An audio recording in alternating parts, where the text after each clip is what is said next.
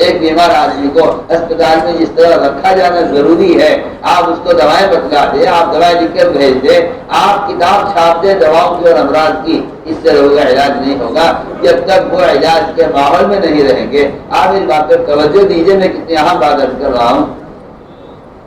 تبلیغ میں گشت کا موضوع صرف ملاقاتیں کرنا نہیں ہے، تبلیغ میں گشت کا موضوع ہر آدمی کو اس کے ماحول سے نکال کر خوشامد کر کے، میں نہیں کہتا آپ کسی کو مجبور کریں، آپ خوشامد کر کے، آپ ایسے خوشامد کریں، کوئی آدمی نقصان میں جا رہا ہے، کوئی آدمی ہلاکت کی طرف جا رہا ہو، آپ اپنے بیٹے کو اپنے بھائی کو کس طرح خوشامد کر کے روکیں گے؟ یعنی آپ ادھر مت جائیے، ادھر آ جائیے۔ میں سمجھتا ہوں اگر آپ خوشامد کریں گے اللہ کا آپ پر رحم آئے گا، آپ کوشش کریں گے اللہ آپ کی کوشش کو اس کی ہدایت کا ذریعہ بنائے گا، کیونکہ یہی اصول ہے، قرآن نے اسی کو بیان کیا ہے، انبیاء کا صبر کرنا قوموں کی ہدایت کا ذریعہ بنتا تھا۔ آج جو لوگ کوشش کر کے لوگوں کی ہدایت پر لائیں گے اللہ ان سے ہدایت کا کام لیں گے۔ اس طرح ہمیں لوگوں کو دعوت دے کر عمل کے معاملے میں لانا ہے۔ لیکن میں عرض کر چکا ہوں کہ تربیت اور تعلیم کا تعلق اصل اعمال مسجد سے ہے۔ میرے بزرگوں، دوستوں، عزیزوں، یہ ہے ہمارے یہاں گشت کا اصل مقصد۔ دوسری بنیادی بات یہ ہے کہ اللہ کے راستے میں نکل کر ہمیں اپنی عبادات میں بھی کمال پیدا کرنا ہے، اس لیے کہ عبادات کی تکمیل جب ہوتی ہے جب آدمی عمل کے ماحول میں رہتا ہے۔ بیمار آدمی اصلاح کے ماحول میں رہے گا تو صحت میں ترقی ہوگی، اسی طرح اگر گناہگار آدمی عمل کے ماحول میں رہے گا تو اس کو ہدایت میں اور اس کو عمل میں ترقی ہوگی۔ اس طرح اللہ کے راستے میں نکلنے کی مجھے جو نماز پڑھنی آتی ہے میں کیوں نکلوں؟ ارے سنیے تو صحیح، اور تو کرے بھی کیا کہہ رہا ہوں، کیا حال ہے کہ آپ کو معلوم ہونا چاہیے حضرت عمر کے زمانے میں لوگ جو مدینے میں رہتے تھے اب ان کی نماز میں کیا کمال ہوگا جو حضرت عمر کے ساتھ نماز پڑھتے ہوں، جنہیں حضرت عمر رضی اللہ تعالیٰ عنہ منبر سے بیٹھ کر نماز سکھلایا کرتے تھے، ان کی نماز میں کتنا کمال ہوگا۔ لیکن عمر رضی اللہ تعالیٰ عنہ جماعت میں نکال رہے ہیں مدینے سے لوگوں کو، یہ کہہ کر نکال رہے ہیں کہ میں تمہیں اس لیے نکال رہا ہوں جماعت میں تاکہ تمہاری نماز میں کمال پیدا ہو۔ آپ سوچیے تو صحیح، اور تو کریں ابھی کیا کہہ رہا ہوں۔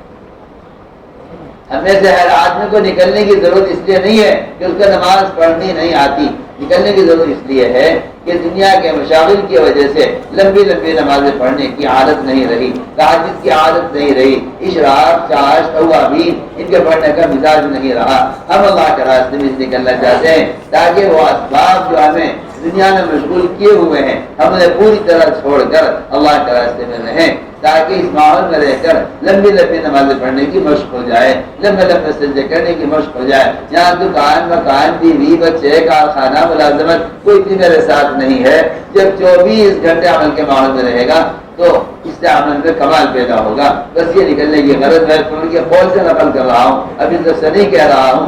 جماعت میں نکلنے کی ہر ایک کو احتمالیات کا مجبور ہے، آپ کو پڑھنا چاہیے اور سمجھنا چاہیے۔ آپ تو کہتے ہیں کوئی تبلیغ میں نکلنا کوئی فرض نہیں ہے، کوئی ضروری نہیں ہے، اور میں آپ سے عرض کرنا چاہتا ہوں وہاں ریاستہ کا ملفوظ چھپا ہوا ہے، فرماتے ہیں ہر سال 4 مہینے اگر اس راستے میں نکلنے کو اپنا جزو زندگی نہیں بناؤ گے تو ایمان کا مزہ نہیں چل سکتے۔ آپ بتائیے نہیں صحیح، مولانا ریاستہ میں محفوظ کہاں سے کہہ دیا؟ کوئی جاہل آدمی تو نہیں تھا نعوذ باللہ کہ آپ یہ کہیں کہ غلو ہے۔ آپ سوچیے تو صحیح میں کیا کہہ رہا ہوں۔ ہمارے ریاست محفوظ میں چھپا ہوا ہے ہر سال 4 مہینے اس راستے میں نکلنے کو اگر اپنا جزو زندگی نہیں بناؤ گے ایمان کا مزہ نہیں چل سکتے۔ آپ سوچیے تو صحیح، غور تو کریں آپ۔ یہ بات نکال میں لکھتی ہے، کوئی اتنا بڑا عالم ایک بات کہہ رہا ہے، کون سے حدیث کے اور کن اقوال کے اور کن دلائل کی بنیاد پر کہہ رہا ہے، سوچنا چاہیے اس کو، کیونکہ بات صاف یہ ہے کہ جب تک آدمی اپنے ماحول سے نکل کر عمل کے ماحول میں نہیں آئے گا اور جب تک آدمی منکرات کے ماحول سے نکل کر عمل کے ماحول میں نہیں آئے گا اس وقت میں عبادات کی تکمیل ہو سکتی ہے نہ۔ کیونکہ آپ دیکھ لیجئے دن رات دین مٹتا چلا جا رہا ہے، دن رات دین کے اندر کمی آ رہی ہے۔ حدیث میں آتا ہے ایسا زمانہ آ جائے گا کہ ایک آدمی صبح کو مومن ہوگا شام کو کافر ہو جائے گا۔ صبح سے لے کے شام تک کا وقت کتنا ہے ایک آدمی کے مسلمان کی کافر ہونے کے لیے؟ ابھی جماعت ایک علاقے سے واپس آئی ہیں، کہتے ہیں وہ کہنے کو مسلمان ہیں، ان کے ہم پچھلے سال گئے تھے ایسا نہیں تھا، اس سال جا کر دیکھا ان کے گھروں میں مورتیاں رکھی ہوئی ہیں۔ صبح سے لے کے شام تک مسلمان کی حالت بدل جاتی ہے۔ اگر اس کو ان کا ماحول نہیں ملے گا، اگر اس کو ایمان کے حلقے نہیں ملیں گے، قسم کھا کر کہہ سکتا ہوں مسلمان صرف مسلمان ہو کر اسلام پر باقی نہیں رہ سکتا دعوت کے بغیر. آپ ذرا غور کر لیجئے. اس لیے میں صاف صاف طور پر کر رہا ہوں کہ اس کو اپنا معمولی زندگی بنائیے اور اس کام کو اس فریضے کو اس لیے ادا کیجیے کہ یہ دعوت کا فریضہ میرے ذمہ ہے، یہ بھلائی کا حکم کرنا برائی سے روکنا میرے ذمہ ہے. اس فریضے کو ادا کرنے کے لیے نکلنا ہے. یہ اللہ کا راستے میں نکلنے کی اصل غرض تھی کہ ایمان میں کمال پیدا ہو اور عبادت میں کمال پیدا ہو. اور اسی طرح سمجھتے تھے اللہ کے راستے میں نکل کر ذکر میں بھی کمال جب پیدا ہوگا، جب اللہ کے راستے میں نکل کر اللہ کا دھیان دلانے کی مشق ہوگی. اپنے مقام پر رہتے ہوئے آدمی اتنا دنیا کا پھنس جاتا ہے کہ اس کے دل و دماغ پر دنیا غالب رہتی ہے. عمل کے ماحول میں رہنے سے اس آدمی ذکر میں کمال پیدا ہوگا، اللہ کے دھیان جمانے کی خوب مشق ہوگی. اس لیے میرے دوستو عزیزوں، نکلنے کی اصل غرض یہ ہے تاکہ عمل کے ماحول میں رہ کر عمل میں کمال پیدا کریں. اس طرح پورا عمل میں اس کا عزم کر رہے کہ انشاءاللہ ہمیں اس طرح اپنے آپ کو اس محنت سے اپنے آپ کو مشغول رکھنا ہے اور ہر فرد کو دعوت دے کر اسے عمل کے ماحول لانے کی کوشش کرنی ہے. کریں گے انشاءاللہ. الف لام میم اللہ لا الہ الا هو الحي القيوم وعنت الوجوه للحي القيوم لا اله الا انت سبحانك اني كنت من الظالمين. يا حنان يا منان يا بديع السماوات والارض يا ذا الجلال والاكرام يا ارحم الراحمين يا ارحم الراحمين يا ارحم الراحمين يا سيدنا ويا مولانا ويا غاية رغبتنا. ظلمنا أنفسنا وإن لم تغفر لنا وترحمنا لنكونن من الخاسرين. رب اغفر وارحم وتجاوز عما تعلم إنك أنت الأعز الأكرم. اللهم اغفر لنا وللمؤمنين والمؤمنات والمسلمين والمسلمات الأحياء منهم والأموات. اللهم اغفر لأمة محمد صلى الله عليه وسلم ما تقدم من ذنبها وما تأخر وما أسرت وما أعلنت. اللهم زينا بزينة الإيمان واجعلنا هداة مهتدين. اللهم اجعلنا دعاة إليك وإلى رسولك. اللهم اجعلنا من الذين يجاهدون في سبيلك. اللهم أيدنا بتأييدك. اللهم أغثنا ولا تجعلنا من القانطين. اللهم لا تردنا بذنوبنا خائبين. اللهم لا تردنا بذنوبنا خائبين. اللهم آتنا أفضل ما تؤتي عبادك الصالحين. ربنا آتنا في الدنيا حسنة وفي الآخرة حسنة وقنا عذاب النار. اے اللہ ہمارے گناہوں کو معاف فرما. یا اللہ ہمارے خطایا سے درگزر فرما. اے اللہ ہم گناہوں گڑھوں میں پڑے ہوئے ہیں. اے اللہ ہم گناہوں کی ضرورتوں میں کھوئے ہوئے ہیں. مدد فرما کر کرم فرما کر ہمیں سے ایک کے دل کو ہدایت کی طرف پھیر دے. قلوب تیرے ہاتھ میں ہیں. اے اللہ دل تیری دو انگلیوں کے درمیان میں ہے. تو جس کو چاہے جس کے دل کو چاہے پھیر دے ہدایت کی طرف. تو مقلب القلوب ہے. اے اللہ تو مصرف القلوب ہے. مدد فرما کر کرم فرما کر ہمارے دلوں کو ہدایت کی طرف پھیر دے. یا اللہ ہمارے دلوں کو ہدایت کی طرف پھیر دے. اے اللہ مطلعات فتن سے امت کی حفاظت فرما. امت کے دل میں ایمان کو راسخ فرما. یا اللہ جس تیرے یہاں ایمان کہتے ہیں اپنے لیے ساری امت کے لیے ہم تجھ سے وہ ایمان چاہتے ہیں جس سے تیرا خشیہ پیدا ہو، جس سے تیرے دل میں عظمت پیدا ہو، جو ہمیں تیرے حرام کر رہی اسے روک دے. یا اللہ وہ ایمان کا کمال ہمارے اندر پیدا فرما.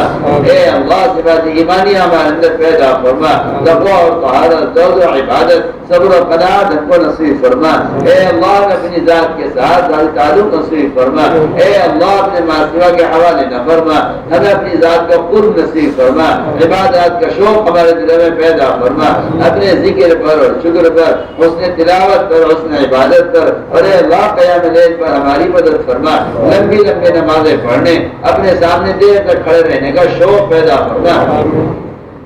اے اللہ حسن تلاوت پر ہماری اعانت فرما. یا اللہ قرآن کا ہمارے دل کی بہار بنا دے. اے اللہ قرآن کا ہمارے دلوں کی بہار بنا دے. ہمارے دلوں کو اس گندگی سے پاک فرما دے جس سے قرآن کی تلاوت میں دل نہ لگے. یا اللہ فضل فرما کر کرم فرما کر ہمارے دلوں کی تلاوت کے لیے پاک کر دے. یا اللہ قرآن کی حقیقت کو ہمارے دلوں میں اتار دے. ہمیں اس قرآن کے ذریعے مجھے درجہ عطا فرما. ہمیں اس قرآن کے ذریعے اپنا قرب نصیب فرما.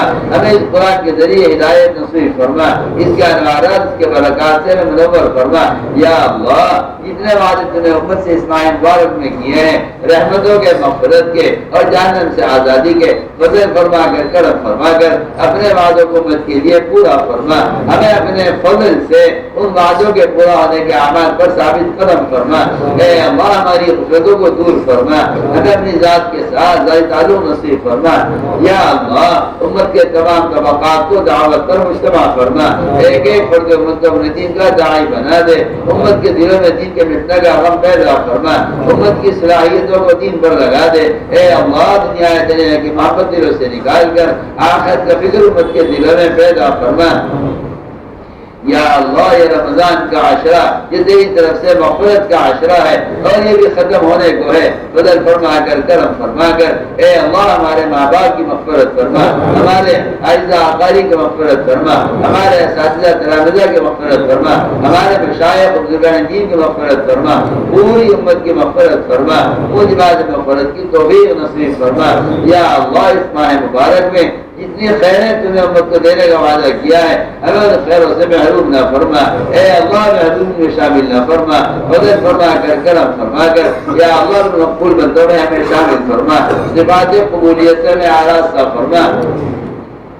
اے اللہ اپنے عوامل سے کامیابیوں کا یقین امت کے دلوں میں پیدا فرما، اپنے غیر سے مستغنی فرما کر امت کی ضروریات کا تکفل فرما، بیماروں کو شفا نصیب فرما۔ یا اللہ ظاہری باطنی ذوق کو دور فرما، مقروضین کے قرضوں کے ادا ہونے کی غیب سے صورتیں پیدا فرما، جناب مقدمات محفوظ ہیں، اے اللہ کے خلاصی کے فیصلے فرما، آخر کا فکر امت کے دلوں میں پیدا فرما، قبر کے عذاب اور جہنم کے عذاب سے امت کی حفاظت فرما، موجبات مغفرت کی توفیق نصیب فرما۔ اے اللہ اپنے کرم سے ہماری دعاؤں کو آمین۔ مجمع خاموش رہے، سکون سے اپنی جگہ بیٹھے رہیں، اپنی جگہ سے نہ اٹھیں، نہ آگے بڑھیں، نہ شور کریں، نہ بھیڑ کریں، نہ بیٹھے بیٹھے آگے بڑھیں، بیٹھ کے انتظار کریں۔